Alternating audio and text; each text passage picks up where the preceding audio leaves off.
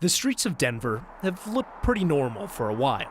Now, some of the final COVID mandates still being enforced inside the strictest locations are ending. The Denver Center for Performing Arts was one of the first public gathering spaces to close down for COVID way back in 2020. The Buell Theater didn't host a performance until December of 2021, but everyone still has to follow strict health and safety protocols.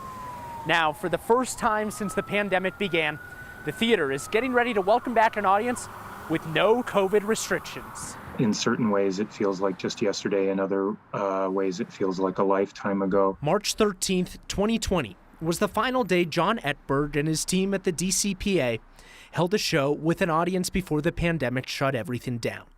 The main theater stayed empty for more than a year and a half. It was an incredibly difficult time, which is why now, 2 years later, we are so excited to be back. Since it reopened last year, the Performing Arts Center required everyone to be vaccinated and wear masks. The rules were so strict, people weren't even allowed to eat or drink in their seats. We decided to obviously take the health and safety of our patrons, our artists, and our staff as primary importance. On March 28th, more than 2 years after the stage first went dark, audiences will be allowed to sit in the theater the same way they were before the pandemic. We will no longer be requiring proof of vaccination to enter the halls, and the wearing of masks will now be up to personal choice. Finally, you'll be able to see the smiles and faces of everyone watching the performance.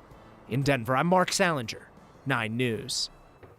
Ball Arena just lifted its mask mandate this past weekend. While some individual businesses may still require masks or vaccines, there soon won't be any restrictions remaining for Colorado's largest gathering spaces.